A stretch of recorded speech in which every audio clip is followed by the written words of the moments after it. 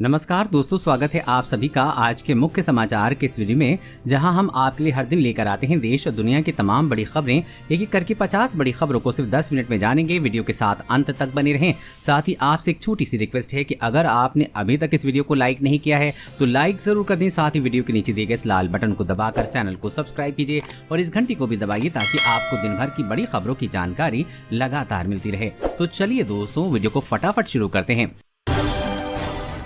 America में delta variant का कहर, रोजाना 1 लाख से ज्यादा नए संक्रमित, कमजोर इम्यून सिस्टम वालों को लगेगी अतिरिक्त डोज।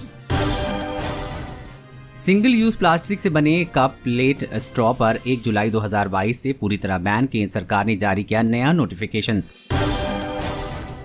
सरकार का बड़ा फैसला, अब महंगा होने जा रहा है हवाई सफर, जानी कितना बढ़ेगा किराया। चालबाज चीन की नई चाल, सैकड़ों परमाणु मिसाइलों के लिए बना रहा है तीसरा साइलो। देश भर में बीते 24 घंटे में मिले 40,120 नए कोरोना संक्रमित। महाराष्ट्र में डेल्टा प्लस वेरिएंट से 3 मौतें। पेट्रोल के दामों में कटौती, तमिलनाडु में 3 रुपए प्रति लीटर सस्ता हुआ तेल। धरती पर तबाही मचा सकता है ये उल्कापिंड, अमेरिकी अंतरिक्ष एजेंसी ने बताया। कब होगी पृथ्वी से जोरदार टक्कर।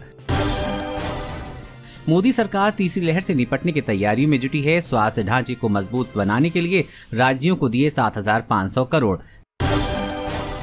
बिजली उपभोक्ताओं के लिए बड़ी खबर, जल्द पूरे देश में लगेंगे प्रीपेड स्मार्ट मीटर, बिजली मंत्रालय का नया निर्देश। कोरोना पर अच्छी खबर, नाक से दिया जाने वाला टीका आ सकता है जल्द। भारत बायोटेक को मिली दूसरे व तीसरे चरण की परीक्षण की मंजूरी। केंद्र सरकार ने दिए पुलिस बलों में महिला कर्मियों की संख्या को बढ़ाकर 33% करने के निर्देश। स्क्रैप नीति के तहत नई गाड़ी लेने वालों को नहीं देना होगा रजिस्ट्रेशन शुल्क और भी होंगे कई फायदे, गडकरी। तीसरी लहर का खतरा, बेंगलुरु में 11 दिनों में 543 बच्चे कोरोना पॉजिटिव, प्रशासन ने मचा हड़कंप। आम आदमी को राहत, खुदरा महंगाई दर में जुलाई 2021 के दौरान आई गिरावट। औद्योगिक उत्पादन जून 2021 में घटा। कभी नहीं जाएगा कोरोना, बचपन से ही दिखने लगेगा असर, रिपोर्ट से हुआ ये चौंकाने वाला खुलासा। 4 साल में इंटरनेट से जुड़ जाएंगे सभी भारतीय, साइबर कानून को बनाया जा रहा है आसान। असम विधानसभा से पारित हुआ पशु संरक्षण विधेयक, मंदिरों के 5 किलोमीटर दायरे में गौवध प्रतिबंधित। यूपी के सहारनपुर का शातिर शख्स चुनाव आयोग की वेबसाइट हैक कर 10,000 फर्जी वोटर कार्ड आईडी बना डाले। कोरोना के खिलाफ मजबूत सुरक्षा मुहैया करा सकती है प्रोटीन आधारित नई वैक्सीन, शोधकर्ताओं का दावा। तालिबान की भारत को खुली चेतावनी, अफगानिस्तान में सेना भेजी तो अच्छा नहीं होगा। सत्ता बदली तो सुर भी बदला, नेपाल बोला स्पेशल पड़ोसी के रूप में चीन कभी नहीं ले सकता भारत की जगह। मानसून की गतिविधियां कम होने के बाद भी बारिश की चेतावनी, पहाड़ी पर अलर्ट, जाने यूपी, बिहार व अन्य राज्यों का हाल। जी हां दोस्तों, और भी बहुत बड़ी काम की खबरें निकल कर आ रही हैं, इसलिए वीडियो को लास्ट तक जरूर देखना। तो चलिए दोस्तों, अब जानते हैं महत्वपूर्ण खबरों को विस्तार से। इससे पहले आपसे एक छोटी सी रिक्वेस्ट है कि अगर आपने अभी तक इस वीडियो को लाइक नहीं किया है तो लाइक जरूर कर दें।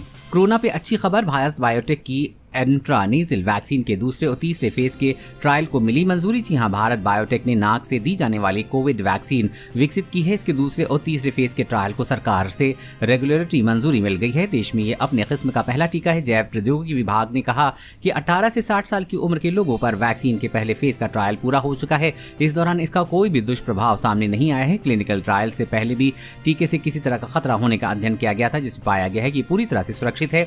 वैक्सीन जानवरों पर किए गए अध्ययन में उच्च स्तर पर न्यूट्रलाइजिंग एंटीबॉडी को प्राप्त करने में सक्षम थी। और अगली बड़ी खबर की बात करें तो सिंगल यूज प्लास्टिक से बने कप, प्लेट, स्ट्रॉ पर 1 जुलाई 2022 से पूरी तरह बैन। केंद्र सरकार ने जारी किया नया नोटिफिकेशन। जी हां, पर्यावरण के लिए खतरा बनी सिंगल यूज प्लास्टिक से निजात पाने के लिए केंद्र सरकार ने एक अहम फैसला लिया है। 1 जुलाई 2022 के बाद से देश में एक इस्तेमाल पूरी तरह से प्रतिबंध हो जाएगा, जिसके बाद सिंगल यूज प्लास्टिक के इस्तेमाल, उत्पादन और बिक्री पर पूरी तरह से रोक रहेगी।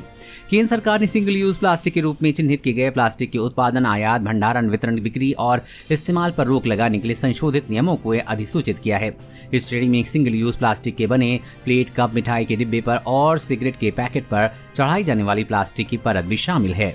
और अगली बड़ी खबर की बात करें तो बिजली उपभोक्ताओं के लिए बड़ी खबर, जल्द पूरे देश में लगेंगे प्रीपेड स्मार्ट मीटर, बिजली मंत्रालय का नया निर्देश। जी हां, आम आदमी के लिए बड़ी खबर निकलकर सामने आ रही है। पूरे देश में प्रीपेड स्मार्ट मीटर की व्यवस्था लागू करने की तैयारी हो रही है। दरअसल बिजली मंत्रालय ने सरकार के सभी केंद्रीय मंत्रालयों को सलाह दी है कि वो अपने प्रशासनिक नियंत्रण वाले संगठनों को प्रीपेड स्मार्ट मीटर लगाने का निर्देश दें। प्रीपेड स्मार्ट मीटर लगने के बाद उम्मीद की जा रही है कि बिजली वितरण कंपनियों के वित्तीय हालत सुधरेगी। प्रीपेड मीटर ठीक उसी तरह से काम करता है जैसे प्रीपेड मोबाइल, मतलब जितना पैसा उतनी बिजली। हालांकि देश के कई हिस्सों में प्रीपेड मीटर का इस्तेमाल होता है जिसे रिचार्ज करना होता है। जल्दी इसे देश भर में लागू किया जाएगा। सभी बिजली उपभोक्ताओं के घरों में प्रीपेड स्मार्ट मीटर लगा दिए जाएंगे। और अगली बड़ी खबर की बात करें तो तीसरी लहर का खतरा, बैंगलोर में 11 दिनों में 543 बच्चे कोरोना पॉजिटिव, प्रशासन में मचा हड़कंप। जी हाँ, कोरोना वायरस की दूसरी लहर का कहर झेल चुका भारत अब तीसरी लहर का खतरा मंडरा रहा है। धीरे धीरे तीसरी लहर की दस्तक देश के अलग अलग कोनों में आनी शुरू हो गई। विशेषज्ञ पहले ही चेतावनी दे चुके हैं कि कोरोना की थर्ड वेव में बच्चे सबसे ज्यादा प्रभावित होंगे। अब कोरोना धीरे धीरे बच्चों को ही अपना शिकार बना रहा है। बैंगलोर में बीते 11 दिनों के दौरान 543 बच्चे कोरोना पॉजिटिव पाए गए हैं। इतनी बड़ी संख्या में बच्चों के कोरोना पॉजिटिव होने से कोरोना की तीसरी लहर की आशंकाओं को बल मिलने लगा है। स्वास्थ्य विभाग के एक अधिकारी ने कहा है कि बच्चों में कोरोना के मामले कुछ दिन में 3 गुना बढ़ सकते हैं। और अगली बड़ी खबर की बात करें तो चालबाज चीन की नई चाल, सैकड़ों परमाणु मिसाइलों के लिए बना रहा है तीसरा साइलो। जी हाँ, दुनिया के लिए खतरा बन चुका ड्रैगन भारत के खिलाफ आग उगलने की तैयारी कर रहा है और वक्त रहते चीन के खौफनाक चालों को लेकर भारत को पूरी तरह से सतर्क हो जाना चाहिए। अमेरिकी अखबार वॉशिंगटन टाइम ने सनसनीखेज दावा करते हुए कहा है कि चीन एक तीसरी मिसाइल क्षेत्र का निर्माण कर रहा है जिसमें 100 से ज्यादा नई DF-41 अंतर्द्वीपीय बैलिस्टिक मिसाइलों को तैनात किया जाएगा।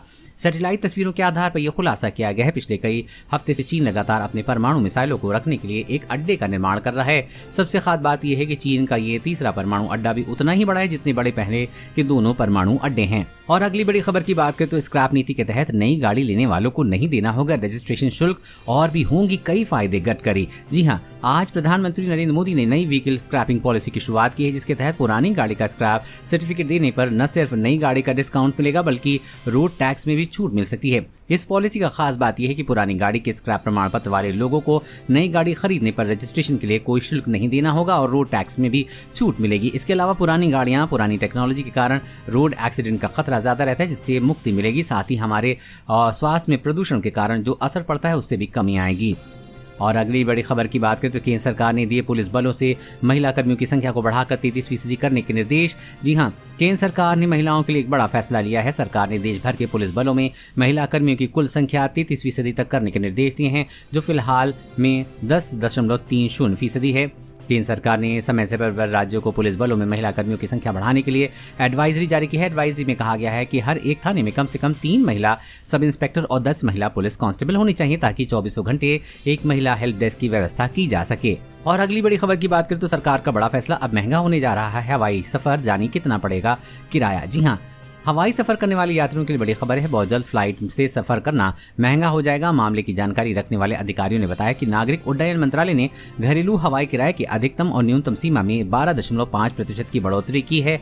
मंत्रालय ने किराए पर निचली और ऊपरी सीमा को 9.83 से बढ़ाकर 12.82% कर दिया है, जिसके बाद हवाई सफर करने वाले यात्रियों ज्यादा जेब ढीली करनी पड़ेगी।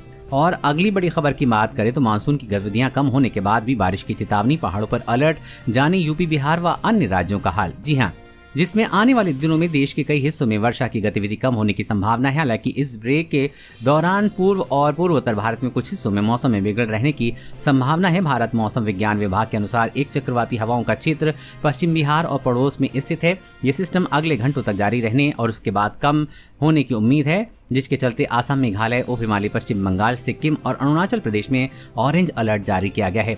वहीं देश के अलग अलग इलाकों में इन दिनों भारी बारिश हो रही है। वहीं कई इलाकों में भारी बारिश होने की वजह से हजारों लोग बेघर हो गए हैं। तो वहीं कई राज्यों के लोग मानसून आने के बाद भी उमस भरी गर्मी झेल रहे हैं, जिनमें से राष्ट्रीय राजधानी दिल्ली भी एक है। पिछले 24 घंटे के दौरान पूर्वोत्तर बिहार, उप हिमालय, पश्चिम बंगाल, सिक्किम, असम के कुछ हिस्सों, अरुणाचल प्रदेश, गंगे, पश्चिम बंगाल, उड़ीसा के कुछ हिस्सों, तटीय आंध्र प्रदेश, तेलंगाना के 1 या 2 भागों और उत्तराखंड के कुछ हिस्सों में हल्की से मध्यम बारिश के साथ 1-2 स्थान पर भारी बारिश हुई है।